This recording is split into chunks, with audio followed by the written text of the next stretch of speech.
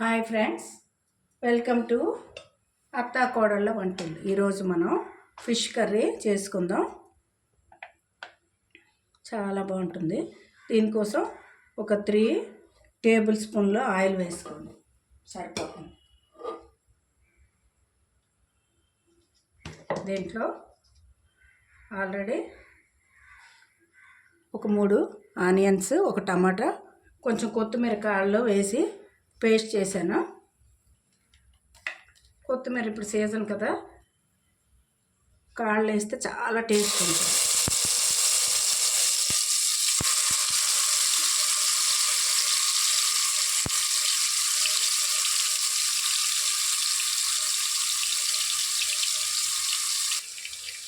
Paste వేసాం కదా, ఇంకొంచెం బాగా ఫ్రై అయ్యే వరకు వేయించుకోవాలి.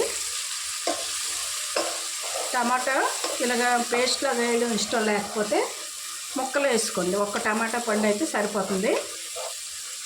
దీంట్లోనే మనం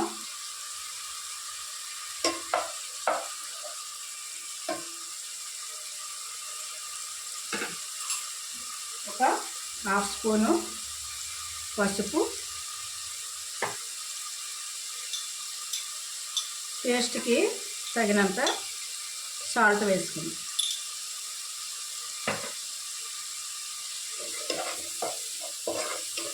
కొంచెం ఒక 2 మినిట్స్ వేయించుకుందాం. 1 స్పూను అల్లం వెల్లుల్లి పేస్ట్ వేసుకోండి. చాలా బాగుంటుంది.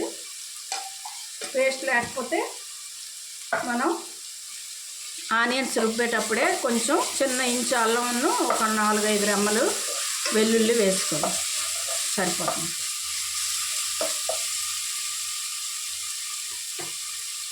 ఇప్పుడు ఒక 2 స్పూన్స్ కారం వేసుకోండి. మనం తీసుకునే చేపలు బట్టి మీ కారం బట్టి వేసుకోండి.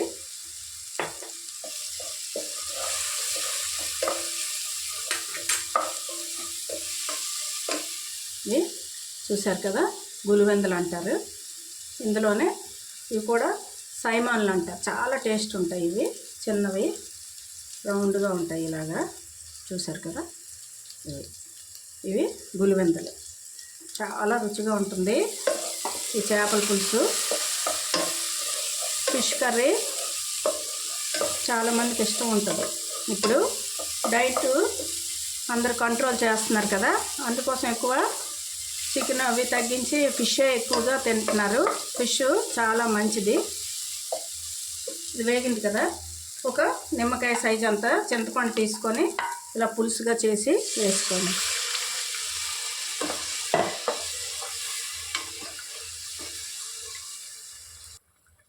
ఇందులో మనకి ఎంత పులుసు కావాలో చూసుకొని కొంచెం వాటర్ వేసుకోండి. ఉప్పు, సాల్ట్ అన్నీ కూడా ఇప్పుడే చూసుకోవాలి.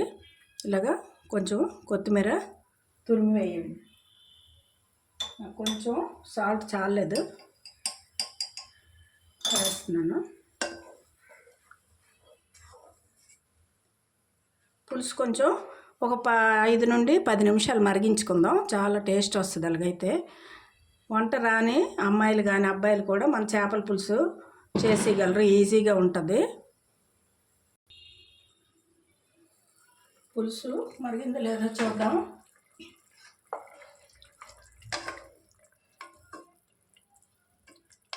ఇలాగా ఆయిల్ తీస్తే మనకి పులుసు మరిగినట్టే.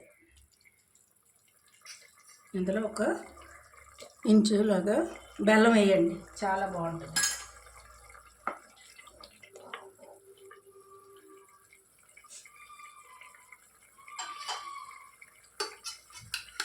ఇలాగా ఈ ఫిష్ ఇందులో వేసుకోవాలి.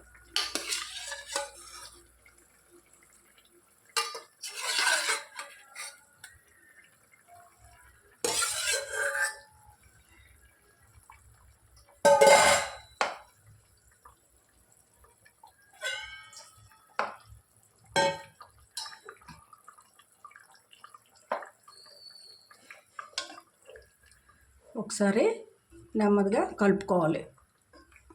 చూసారు కదా, మన చేపల పులుసు గులివెందుల చేపల పులుసు రెడీ అవుతుంది.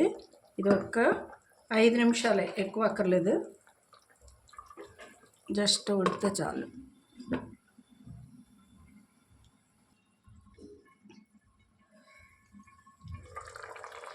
ఓకే, చేపల పులుసు రెడీ అయింది. ఇలా కొంచెం కొత్తిమీర వేసుకోండి. పొయ్యి ఆఫ్ చేసుకొని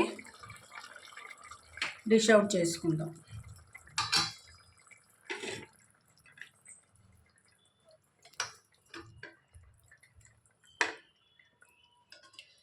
దీంతో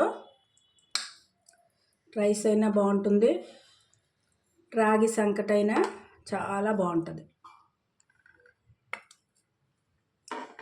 చూసారు కదా. ఫిష్ సర్వ్ చేసేటప్పుడు కొంచెం జాగ్రత్తగా చేయాలి.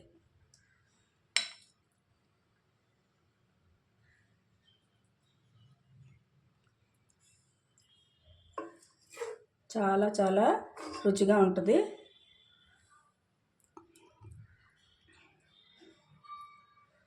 పులుసు కూడా రైస్లోకి బాగుంటుంది, రాగి సంకట్లో కూడా. ఇప్పుడు రాగితో రోటీ కూడా చేస్తున్నాం కదా, దాంట్లో కూడా చాలా బాగుంటుంది. ఓకే, ఈ వీడియో మీకు నచ్చినట్లయితే షేర్ చేయండి, లైక్ చేయండి. కొత్తగా చూసే వాళ్ళైతే సబ్స్క్రైబ్ చేసుకోండి. Okay, thank you for watching.